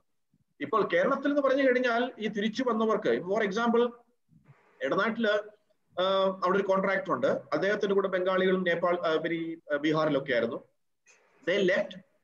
പക്ഷെ ഞാൻ എന്റെ മമ്മിയുടെ മരണവുമായി ബന്ധപ്പെട്ടുകൊണ്ട് ആ വീടെല്ലാം ഒന്ന് ക്ലീൻ ചെയ്യാനും പറമ്പെല്ലാം വൃത്തിയാക്കാനായിട്ട് കോൺട്രാക്ട് കൊടുക്കാൻ ചെന്നപ്പോൾ അദ്ദേഹം പറഞ്ഞു ആളില്ല, ബിക്കോസ് മൈഗ്രൻസ് എല്ലാം പോയി. പക്ഷെ അത് പ്രശ്നം എന്ന് പറഞ്ഞാൽ ഈ ഗൾഫിലും ഇതേ സമാന്തരമായി ജോലി ചെയ്യുന്ന മലയാളികൾ ഇവിടെ വരുമ്പോൾ അത് ചെയ്യാൻ ഒരു മടിയുണ്ട് എന്ന് ഞാൻ മുമ്പേ പറഞ്ഞു. അപ്പൊ അതുകൊണ്ട് അത് കുറ്റം പറഞ്ഞിട്ട് കാര്യമില്ല. നമ്മുടെ തൊഴിലിടങ്ങളിൽ നിൽക്കുന്ന ഒരു രീതിയിലുള്ള ഒരു രീതിയിലുള്ള ഒരു തൊഴിൽ സംസ്കാരം നമുക്കില്ലാത്തതുകൊണ്ടാണ്. ഒരു രീതിയിലുള്ള കളക്റ്റീവ് അല്ലൊരു ഗൾഫിലേക്കോ യൂറോപ്പിലേക്കോ പോലെ ഒരു കൺസോർഷ്യം ഉണ്ടാക്കണം എന്ന് പറഞ്ഞു കഴിഞ്ഞാൽ നമ്മളൊരു സ്ഥലത്തേക്ക് വിളിക്കുന്നു, അവിടുന്ന് തന്നെ ഒരു ലേബർ നമ്മുടെ വീട്ടിലേക്ക് വരുന്ന രീതിയിലുള്ള ഒരു കൺസോർഷ്യം, അവിടുന്ന് നമുക്ക് കൃത്യമായ വേതനം കൊടുക്കാൻ, ഒന്നുകിൽ ബാങ്കിൽ കൂടെ വേതനം കൊടുക്കാനുള്ള ഒരു ലെവൽ, അങ്ങനെ ഒരു കാര്യം നമ്മൾ ചിന്തിക്കേണ്ടിയിരിക്കുന്നു. നമ്മൾ ആ ഒരു ലെവലിലേക്ക് അല്ലെ നമുക്ക് എല്ലാവർക്കും ലോൺ കൊടുക്കാമെന്നല്ല. ഇപ്പൊ ബംഗ്ലാദേശ് ചെയ്തിരിക്കുന്ന പറഞ്ഞു കഴിഞ്ഞാൽ അവർ ലോൺ പ്രഖ്യാപിച്ചു. അവരുടെ 3 ലക്ഷം തൊട്ട് 7 ലക്ഷം രൂപ അവര് എന്താ പറയുന്നത് ബിസിനസ് തുടങ്ങാനായിട്ട് കൊടുക്കാനായിട്ട് അവർ ആലോചിക്കുകയാണ്. പക്ഷെ നമ്മുടെ കാര്യത്തിൽ അതത്ര ഒരു പ്രാക്ടിക്കൽ അല്ല. അപ്പൊ നമുക്ക് അവരെ റീഇൻറ്റിഗ്രേറ്റ് ചെയ്യാനായിട്ടുള്ള ഇങ്ങനെയുള്ള ഒരു വാസ്റ്റ് എക്സ്പീരിയൻസോടുകൂടിയാണ് ഈ മൈഗ്രൻസ് തിരിച്ചു വരുന്നത്. എന്ന് പറഞ്ഞാൽ വൈവിധ്യമാർന്ന കഴിവുകളാണ്. ഈ ഗൾഫിൽ എന്നൊക്കെ പറഞ്ഞു കഴിഞ്ഞാൽ വർക്ക് ചെയ്യുന്നതിന്റെ അവരുടെ ഒരു എക്സ്പീരിയൻസ് ഉണ്ട്. ആ എക്സ്പീരിയൻസ് കേരളത്തിൽ ഉപയോഗിക്കാനായിട്ട് അവർക്ക് കഴിയണം. അതിന് ഗവൺമെന്റ് നോർക്കയും ഒക്കെ ഒരു പുതിയ കമ്മിറ്റി ഉണ്ടാക്കി new Kerala dream Kerala initiative എന്ന് പറഞ്ഞ് മുന്നോട്ട് പോവുകയാണ്. അതിൽ സംഭവിക്കുമെന്നാണ് ഞാൻ പ്രതീക്ഷിക്കുന്നത്. എന്റെ പേര് നൈനാൻ മാത്യു. ഞാൻ സാറിന്റെ ശ്രദ്ധ ക്ഷണിക്കുന്നത് വേറൊരു വിഷയത്തിലേക്കാണ്. അതായത് കേരളത്തിൽ നിന്നും ഇന്ത്യയിൽ നിന്നും ഗൾഫ് കൺട്രീസിലോട്ട് പോയിട്ടുള്ള നല്ലൊരു പെർസെന്റേജ് ആളുകള് ഇമിഗ്രേഷൻ ക്ലിയറൻസിന് വേണ്ടിയിട്ട് നല്ല എമൗണ്ട് ഇവിടെ ഡെപ്പോസിറ്റ് കൊടുത്തിട്ടാണ് പോയത്. ഇതിൽ എത്ര പേർക്ക് ഇത് തിരിച്ചു കിട്ടിയിട്ടുണ്ട്, അല്ലെങ്കിൽ ഈ ഫണ്ട് എത്ര മില്യൺ ആണ്, എത്ര ബില്യൺ ആണെന്ന് ഒന്ന് ചിന്തിക്കേണ്ടിയിരിക്കുന്നു. ഈ പോയിട്ടുള്ള ആളുകളെ സംബന്ധിച്ച് അവര് റിസ്ക് എടുത്ത് പോയി കഴിഞ്ഞാൽ അവിടെയുള്ള എഗ്രിമെന്റ് അല്ലെങ്കിൽ എംപ്ലോയ്മെന്റ് എഗ്രിമെന്റ് അല്ലെങ്കിൽ കോൺട്രാക്ട് എന്ന് പറഞ്ഞാൽ അത് ഒരു one sided contract. It is favouring the employer, not the employee. അപ്പോഴ് ഒരു ഇൻഡെഫിനിറ്റ് കോൺട്രാക്ട് ആണ്. അത് ഏത് സമയം വേണേലും ടെർമിനേറ്റ് ചെയ്യാം. ശമ്പളം വേണേൽ കൂട്ടാം, വേണമെങ്കിൽ കുറയ്ക്കാം, എന്ത് ചേഞ്ചസ് വേണേലും എംപ്ലോയറിനെ ഫേവർ ചെയ്തിട്ട് ചെയ്യാം. തന്നെയല്ല ഇന്ത്യൻ അതായത് നമ്മുടെ എംപ്ലോയീസ് പോകുന്ന ആളുകളിൽ സെമി സ്കിൽഡും അൺസ്കിൽഡ് ആയിട്ടുള്ള ജോലിക്കാരെ വലിയ കോമ്പറ്റീഷൻ അവര് മീറ്റ് ചെയ്യുന്നുണ്ട്. കാരണം ബംഗ്ലാദേശീസ്, നേപ്പാളീസ് ഇങ്ങനെയുള്ള രാജ്യങ്ങളിൽ നിന്ന് വരുന്നവരെ വളരെ കുറഞ്ഞ ശമ്പളത്തിനും അവർക്ക് ഫുഡ് ആൻഡ് അക്കോമഡേഷൻ കിട്ടിക്കഴിഞ്ഞാൽ അവർ ജോലി ചെയ്യാൻ വില്ലിങ്ങാണ്. ഇങ്ങനെയൊക്കെയുള്ള കാര്യങ്ങൾ ഇങ്ങനെ നമ്മൾ ഫേസ് ചെയ്തുകൊണ്ടിരിക്കുമ്പോൾ തന്നെയല്ല മിഡിൽ ഈസ്റ്റിൽ ഇപ്പം ഓയിൽ റവന്യൂ മാറിയിട്ട് അവര് പോലും അവരുടെ പവർ എനർജിക്ക് വേണ്ടിയിട്ട് സോളാറിലോട്ടൊക്കെ മാറിക്കൊണ്ടിരിക്കുന്ന കാലഘട്ടം.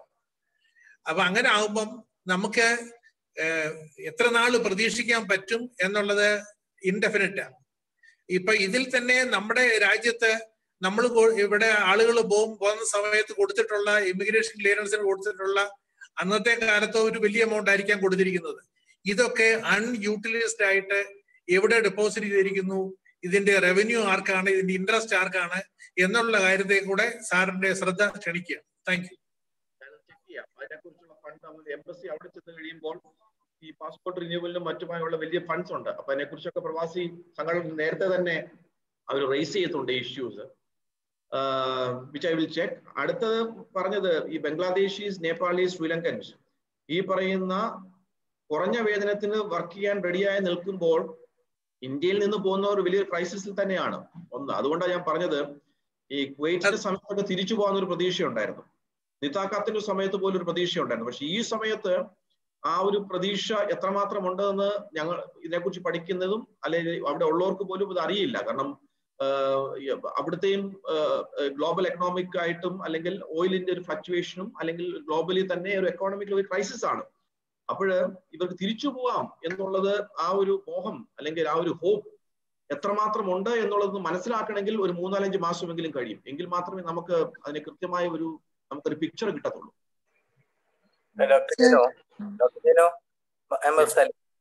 ഒരു ജിനോ വളരെ ഭംഗിയായിട്ട് പല കാര്യങ്ങളും പറഞ്ഞു. നമ്മുടെ ഒരു ഗൾഫ് ഫാലസി എക്സ്പോസ് ചെയ്യുന്ന ഒരു അവസരമായി പോയി ഈ കോവിഡിന്റെ അവസരം എന്നുള്ളത്.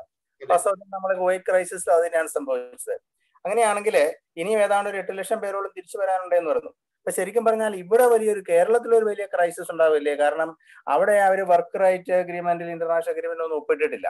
അപ്പൊ തീർച്ചയായിട്ടും ഇവർക്ക് കോമ്പൻസേഷൻ കൊടുക്കണമെന്ന് മുൻകൈ എടുക്കാൻ ആയിട്ടുള്ള സംഘടനകളും കാണത്തില്ല. അപ്പൊ അങ്ങനെ ഈ തിരിച്ചു വരികയെ കുറിച്ച് ചെയ്യുമ്പോൾ കേരളത്തിലുണ്ടാകുന്ന ക്രൈസിസിനെ കുറിച്ച് നമുക്കൊന്ന് വിഷ്വലൈസ് ചെയ്യാൻ പറ്റുമോ? കേരളത്തിൽ ഇവരെല്ലാവരും എത്തിക്കഴിയുമ്പോൾ കേരളത്തിൽ ഡെഫിനറ്റ്ലി ഒരു ക്രൈസിസ്, ഒരു എക്കണോമിക് ക്രൈസിസ് ഉണ്ടാകും. അതിനെക്കുറിച്ചുള്ള പഠനങ്ങൾ ഓൾറെഡി നോർക്കയുടെ നേതൃത്വത്തിൽ ആരംഭിച്ചു കഴിഞ്ഞിരിക്കുകയാണ്. ഇവിടെ തിരിച്ചു വരുന്നവർക്ക് ഞാൻ അതാണ് ഈ പറഞ്ഞത്, കേരളത്തിലെ കോണ്ടെക്സ്റ്റിൽ ഇപ്പോൾ SWADES എന്ന് പറഞ്ഞ് ഈ സ്കിൽസിന്റെ മാപ്പിങ്ങുമായിട്ടൊക്കെ ഇവരുടെ എല്ലാം സ്കിൽ മാപ്പ് ചെയ്ത് അവരെ മനസ്സിലാക്കിക്കൊണ്ട് അതാത് അവർക്ക് എന്താണ് ഒരാളുടെ എക്സ്പെർട്ടൈസ് അതനുസരിച്ച് ജോലി കണ്ടെത്തുക എന്നൊക്കെ പറയുന്ന ഒരു രീതിയിലേക്ക് നോർക്കയും ഇവൻ സെൻട്രൽ ഗവൺമെന്റ് ഒക്കെ വന്നിട്ടുണ്ട്. നോർക്ക ഈ നിതാഖാത്തിന്റെ സമയത്തും ഗ്ലോബൽ എക്കണോമിക് ക്രൈസിസ് സമയത്തും അത് പരീക്ഷിച്ചതാണ്. പക്ഷെ ഇന്നത്തെ ഒരു സിറ്റുവേഷൻ എന്ന് പറഞ്ഞു കഴിഞ്ഞാൽ it is crisis all over. അത് എവിടെ പോയാലും എക്കണോമിക് ക്രൈസിസ് ആണ്. അത് ഒന്ന്. രണ്ട്, എന്റെ ഒരു കാഴ്ചപ്പാട് എന്ന് പറയുന്നത് ഈ ഗൾഫ് എന്ന് പറയുന്ന ഒരു ഡ്രീമുണ്ട്, ഒരു ഫാലസി ഉണ്ട്, സ്വപ്നമുണ്ട്. ഈ സ്വപ്നം ഒരു പരിധി വരെ ഒരു 10 വർഷം, ഒരു 15 വർഷം മുമ്പ് വരെ ഇറ്റ് വാസ് ഓക്കെ. പക്ഷെ ഇന്ന് ആ സ്വപ്നം സാക്ഷാത്കരിക്കപ്പെടുന്നില്ല. ഈ പാവപ്പിടിച്ച തൊഴിലാളികള് അല്ലെങ്കിൽ ഈ പറയുന്ന മൈഗ്രന്റ് വർക്കേഴ്സ് ഏത് രീതിയിലുള്ളവരായിരിക്കും, ഞാൻ അവരെ തന്നെയല്ല പറയുന്നത്. ഇപ്പോൾ IT സെക്ടറിൽ ജോലി ചെയ്യുന്നവർ തന്നെ ജോലിയിൽ അവരുടെ ശമ്പളം കുറയുന്നു. ഇപ്പൊ എമിറേറ്റ്സ് പോലുള്ള സ്ഥാപനങ്ങള് ജനങ്ങളെ പിരിച്ചുവിടുന്നു. അല്ലെങ്കിൽ നിങ്ങൾ ഒന്നിൽ ജോലി ചെയ്യാം, അല്ലെങ്കിൽ കുറച്ച് ശമ്പളത്തിൽ ജോലി ചെയ്യൂ. ഇങ്ങനെ ഒരു ക്രൈസിസ് ആണ്. സോ അതുകൊണ്ട് ഇതൊരു വളരെ എന്താ പറയുന്നത്, ഒരു വല്ലാത്തൊരു സിറ്റുവേഷൻ ആണ് കേരളത്തെ സംബന്ധിച്ചിടത്തോളം നമ്മൾ ഇനി അഭിമുഖീകരിക്കാൻ പോകുന്നത്. സോ ദ ഗവൺമെന്റ് അതിനെക്കുറിച്ച് ഇപ്പോഴും പ്ലാനിംഗ് ബോർഡിന്റെ ഒരു ഇൻഫോർമൽ മീറ്റിംഗ് ഉണ്ടായി. We all were discussing the same thing. എങ്ങനെ ഇതിനെ ഹാൻഡിൽ ചെയ്യുക എന്ന് പറയുന്നത് ഇവിടെ ഈ കേരളത്തിൽ, ഞാനത് വീണ്ടും ഊന്നി പറയുകയാണ്, കേരളത്തിൽ ഒരു നല്ല തൊഴിലവസരം സൃഷ്ടിക്കും. എന്താണ് കേരളത്തിലെ തൊഴിലാളികൾ അല്ലെ കേരളത്തിലെ ജനങ്ങൾ എന്തുകൊണ്ട് കേരളത്തിൽ ജോലി ചെയ്യാൻ ആഗ്രഹിക്കുന്നില്ല? ഇവർ ഗൾഫിൽ പോയി ഇതേ ജോലി ഇതിനേക്കാളും ഹസാഡസ് ആയിട്ടുള്ള അല്ലെങ്കിൽ ഒരു എന്താ പറയുന്നത് വളരെ ബുദ്ധിമുട്ടായുള്ള എൻവയോൺമെന്റിൽ വർക്ക് ചെയ്യാനായിട്ട് ഇവർക്ക് കഴിയുന്നു. ഇവിടെ വരുമ്പോൾ പറ്റുന്നില്ല. ഇതൊരു ചിന്തിക്കേണ്ട കാര്യമാണ്. അത് കൂട്ടായി ചിന്തിച്ചിട്ട് ഈ ജനങ്ങളെ ഇന്റഗ്രേറ്റ് ചെയ്യാനായിട്ടുള്ള ഒരു സംവിധാനത്തിലേക്ക് അതിന്റെ ഒരു ബ്ലൂ പ്രിന്റ് ഉടനെ ഗവൺമെന്റ് ഇറക്കുമെന്നാണ് പ്രതീക്ഷിക്കുന്നത്. സാർ ഈ പറഞ്ഞ ഏറ്റവും പ്രധാന പോയിന്റ് തോന്നുന്നു. കേൾക്കുന്നില്ല, സാധനമാണോ പറയുന്നത്? ഈ പറഞ്ഞ ഏറ്റവും പ്രധാന പോയിന്റ് തോന്നി ഇപ്പം പറഞ്ഞത്. ഓക്കെ. സർ, എനിക്കൊരു കാര്യം ചോദിക്കാനുള്ളത്, നമ്മള് റിട്ടേൺ മൈഗ്രേഷൻ നോക്കുമ്പോൾ നമ്മളിപ്പോ പറഞ്ഞത് കോവിഡിന്റെ ബേസിസിലുള്ള റിട്ടേൺ മൈഗ്രേഷൻ അല്ലേ? അപ്പം നമ്മളൊരു നോക്കുമ്പം കഴിഞ്ഞ 10 വർഷമായിട്ട് റിട്ടേൺ മൈഗ്രേഷൻ വളരെയായിട്ട് കൂടുന്നുണ്ട്. അപ്പം നമ്മള് കോവിഡിന്റെ ഇതിൽ ബേസിസിൽ മാത്രമാണോ റിട്ടേൺ മൈഗ്രേഷന് ഉള്ള ഇമ്പോർട്ടൻസ് കൊടുക്കുന്നത്, അതോ ഈ നേരത്തെ തൊട്ടേ ഉള്ളൊരു 10 years ആയിട്ടൊരു migrants are increasing at decreasing rate എന്നുള്ളൊരു ഇതാണല്ലോ? അത് മാത്രല്ല, പിന്നെ സാർ പറഞ്ഞു, പിന്നുള്ള ചോദിക്കാനുള്ള സാർ പറഞ്ഞു അൺസ്കിൽഡ് ലേബറേഴ്സ് ആണ് കൂടുതൽ മൈഗ്രൻസ് ഉള്ളത്. അപ്പം പക്ഷെ നമ്മൾ ഇടയ്ക്ക് കുറെ പേപ്പേഴ്സിൽ നമ്മൾ വായിക്കുന്നുണ്ട് ബ്രെയിൻ ഡ്രെയിനെ പറ്റി പറയുന്നുണ്ട് ഇന്ത്യയിൽ നിന്ന്, ഒരു സ്കിൽഡ് ലേബർ ഫോഴ്സിന്റെയും ഒരു മൈഗ്രേഷനെ പറ്റി. അപ്പം അതിനെ പറ്റിയും ഇതിൽ പറയാം. ഈ ഗൾഫ് മൈഗ്രേഷൻ എന്ന് പറയുന്നത് 2 ടേമുകൾ ഞാൻ ആദ്യം തന്നെ അത് പറയാൻ വിട്ടുപോയി. Transitory and circulatory in nature എന്നാണ്. Transitory and circulatory in nature എന്ന് പറഞ്ഞാൽ ഒരു പ്രത്യേക ഈ നല്ല ജോലി ഉള്ളവർക്ക് മാത്രമേ ഉള്ളൂ 10, 20, 30 വർഷം അവിടെ താമസിച്ച് ഇങ്ങനെ ജോലി ചെയ്യുന്നത്. അല്ലാത്ത ആൾക്കാരുടെ കോൺട്രാക്ട് എന്ന് പറഞ്ഞാൽ 7 വർഷം അല്ലെങ്കിൽ കൂടിപ്പോയ 10 വർഷം. ദെയർഫോർ ഒരു സെറ്റ് ഓഫ് ആൾക്കാർ ഇങ്ങോട്ട് വരും, ഒരു സെറ്റ് ഓഫ് ആൾക്കാർ അങ്ങോട്ട് പോകും. അതാണ് സർക്കുലേറ്റ് ചെയ്തുകൊണ്ടിരിക്കും. And which is A transitory in period, ഒരു ടെമ്പററി ഫിനോമിനയാണ്. കാരണം ഒരു 5 വർഷം കഴിഞ്ഞിട്ട് വരും, വീണ്ടും ഒരു റിക്രൂട്ട്മെന്റ് ഏജൻസിയോ കാണുന്നു, വീണ്ടും പോകുന്നു. ദെയർഫോർ ഈ റിട്ടേൺ മൈഗ്രേറ്റ്സ് എന്ന് പറയും, അത് വലിയൊരു ഘടകം തന്നെയാണ്. അത് ഇപ്പൊ തുടങ്ങിയതല്ല, അത് നേരത്തെ തൊട്ടേ ഉണ്ട്. പക്ഷെ റിട്ടേൺ മൈഗ്രേറ്റ്സ് വരുമ്പോൾ അവർക്ക് ഇപ്പോൾ പ്രവാസി ഫണ്ടും പെൻഷനും ഒക്കെ ഒരു പരിധി വരെ നമ്മൾ കൊടുക്കാൻ നമ്മൾ ചെയ്യുന്നുണ്ട്. പക്ഷേ return migrates earlier had a hope, ഇവർക്ക് തിരിച്ചു പോകാം അല്ലെങ്കിൽ ഇവർക്ക് കോൺട്രാക്ട് പുതുക്കാം. പക്ഷെ ഇപ്പോഴത്തെ കോവിഡിന്റെ സമയത്ത് ബേണിംഗ് ഓഫ് ബ്രിഡ്ജ് എന്നൊക്കെ പറയും. അതായത് നമുക്ക് തിരിച്ചു പോകാൻ ഒരു ഹോപ്പില്ല. അപ്പൊ ആ ഒരു പ്രത്യേക സാഹചര്യമാണ് ഇപ്പോഴത്തെ നിലയിലുള്ളത്. സോ ദെയർഫോർ പിന്നെ ബ്രെയിൻ ഡ്രെയിൻ എന്ന് പറയുന്നത് കൂടുതലും IT സെക്ടറും അല്ലെങ്കിൽ കൂടുതലും ഡോക്ടേഴ്സ്, പ്രത്യേകിച്ച് IIT അല്ലെ നമ്മുടെ government funded institutions, AIIMS, medical colleges, where you have IITs, you have engineering colleges, you have IIMs. ഇവിടെ നമ്മൾ വലിയ സബ്സിഡി വാങ്ങിച്ച് പഠിച്ചിട്ട് പിന്നെ ഒരു ഹയർ സ്റ്റഡീസിനും ജോലിക്കുമായിട്ട് പോകുന്ന ഒരു ധാരാളം ആൾക്കാരുണ്ട്. പ്രത്യേകിച്ച് ആന്ധ്രയിലും ഒക്കെ പോകുന്നത്. അത് കൂടുതലും യൂറോപ്പിലും വെസ്റ്റിലും ഒക്കെയാണ് കൂടുതൽ പോകുന്നത്. അതിനെയാണ് ഒരു ബ്രെയിൻ ഡ്രെയിൻ മൈഗ്രേഷൻ നമ്മൾ പറയുന്നത്. അത് ഈ ഗൾഫിന്റെ കോണ്ടെക്സ്റ്റിലും ഉണ്ട്. അത് പ്രത്യേകിച്ച് 90-കൾക്ക് ശേഷമാണ് അത് ആരംഭിച്ചിരിക്കുന്നത്. Which is definitely an issue. പ്രത്യേകിച്ച് IIT എന്നൊക്കെ പ്രത്യേകിച്ച് അവർക്ക് സബ്സിഡി കഴിച്ചിട്ട് പോകാനുള്ള റൈറ്റ് ഉണ്ടോ? ഉണ്ട്. പക്ഷെ അതിനെയാണ് ബ്രെയിൻ ഡ്രെയിൻ എന്ന് ഉദ്ദേശിക്കുന്നത്. വിച്ച് ഇസ് ഈ ഗൾഫിന്റെ ഒരു പ്രധാന ഒരു കുറച്ചു പേരും അതിനകത്ത് ഉൾപ്പെടും എന്ന് ഞാൻ സ്ട്രെസ് ചെയ്യുകയാണ്. സർ, അപ്പൊ ഈ കോവിഡിന്റെ പ്രശ്നം കൊണ്ട് കൂടുതലും ബ്രെയിൻ ഡ്രെയിൻ ഉള്ളവരല്ലായിരിക്കും തിരിച്ചു വരുന്നത്. മീനിയൽ ജോബ്സ് ചെയ്യുന്നവർക്കാണ് കൂടുതലും തിരിച്ചു വരാൻ ചാൻസ് ഉള്ളത് അല്ലേ? 90% are people who are semi-skilled, unskilled laborers. അവർ തിരിച്ചു വരുന്നുണ്ട്. അതോടൊപ്പം തന്നെ എന്റെ ഫ്രണ്ട്സ് കുറെ പേര് തിരിച്ചു വരുന്നുണ്ട്. They are all engineers. They all were with Emirates കമ്പനികളിലായിരുന്നു, IT സെക്ടറിലുണ്ട്. അങ്ങനെയുള്ള ആൾക്കാരും തിരിച്ചു വരുന്നുണ്ട്. So it's a combination of many. Hello. Shall we wind up this interactive session? Is there any more questions? Dr. Jino? Yes. എൻ്റെ പേര് സാംസൺ. എനിക്ക് ചോദിക്കാനുള്ളത്, ഇപ്പോഴൊരു return മൈഗ്രേഷൻ്റെ സമയമാണെന്ന് നമുക്ക് പ്രതീക്ഷിക്കാം, പ്രത്യേകിച്ച് കോവിഡിൻ്റെ സമയത്ത്. ഈ സമയത്ത് കഴിഞ്ഞ ഏപ്രിൽ മുതൽ സെപ്റ്റംബർ വരെ ഒമാനിൽ നിന്ന് 2,46,000 പേര് അവിടുന്ന് നാട്ടിലോട്ട് വന്നു. ഇന്ത്യയുടെ വിവിധ ഭാഗങ്ങളിൽ. അതിനകത്തെ ബഹുഭൂരിപക്ഷം ആൾക്കാരും കേരളക്കാരായിരുന്നു. എന്നാൽ ഈ സമയത്ത് ആ കാലയളവിൽ ഞാൻ ഒമാനിലുണ്ടായിരുന്നു. അവിടെ ഞങ്ങൾക്ക് പ്രതിഫലിച്ച ഒരു സംഗതി എന്താണെന്ന് വെച്ചാൽ, അവിടുത്തെ ഒമാൻ നാഷണൽസ് തന്നെ ഭയങ്കര അസ്വസ്ഥതയാണ്. അവർ ചെറിയ രീതിയിൽ ഇൻവെസ്റ്റ് ചെയ്തവർ മുതൽ വലിയ ഇൻവെസ്റ്റ്മെന്റ് നടത്തിയവരെല്ലാം അസ്വസ്ഥരാണ്. കാര്യം ബാങ്ക് ലോണൊക്കെ എടുത്ത് ബിൽഡിംഗ് പണിത് ചെറിയ കൊമേഴ്സ്യൽ എസ്റ്റാബ്ലിഷ്മെന്റ് ഒക്കെ വേണ്ടി പ്രതീക്ഷയോട്ട് നടന്നത്. ടാക്സി ഡ്രൈവേഴ്സ്, ഒമാൻ നാഷണൽസ്, അവർക്ക് ഓട്ടം കിട്ടുന്നില്ല എന്ന് പറഞ്ഞ പോലെ വലിയ പ്രശ്നത്തെ അഭിമുഖീകരിച്ചുകൊണ്ടിരിക്കുകയാണ് അവരും. അതുപോലെ തന്നെ ഈ 2,46,000 പേര് നാട്ടിൽ വന്നവർക്ക് വേറെ തൊഴിലില്ലാത്ത ഒരു പ്രശ്നം നമ്മുടെ നാട്ടിലും അഭിമുഖീകരിക്കുന്നുണ്ട്. അത് ഞാൻ മറക്കുന്നില്ല, മറച്ചു വെക്കുന്നുമില്ല. പക്ഷെങ്കിൽ ഈ ഒമാനികൾ തന്നെ പറയുന്നത്, എക്സ്പാറ്റ്സ് അവര് ഫാമിലി ആയിട്ട് അവിടെ നിന്ന് ജോലി ചെയ്തെങ്കിൽ മാത്രമേ ഞങ്ങളുടെ ഒരു ഇൻകം കിട്ടത്തുള്ളൂ. ടാക്സി ഡ്രൈവേഴ്സ്, അതുപോലെ തന്നെ ചെറിയ പെട്ടിക്കട നടത്തുന്നവര്, വലിയ ഹൈപ്പർ മാർക്കറ്റ്, അതുപോലെ ഷോപ്പിംഗ് ബിസിനസ്സുകളെ വാടകയ്ക്ക് കൊടുക്കുന്നവര്, ഇതിനെല്ലാം അന്നേരം ഇതേപോലെ നമ്മുടെ നാട്ടിൽ അഭിമുഖീകരിക്കുന്ന പ്രശ്നം തന്നെ ഈ പറയുന്ന ഗൾഫിലും അഭിമുഖീകരിച്ചുകൊണ്ടിരിക്കുകയാണ്. എൻ്റെ ഒരു സംശയം, ഒരു ആഭ്യന്തര കലഹം അവിടെ ഡോക്ടർ ജിനു പ്രതീക്ഷിക്കുന്നുണ്ടോ ഈ ഒരു റിവേഴ്സ് മൈഗ്രേഷൻ മൂലം?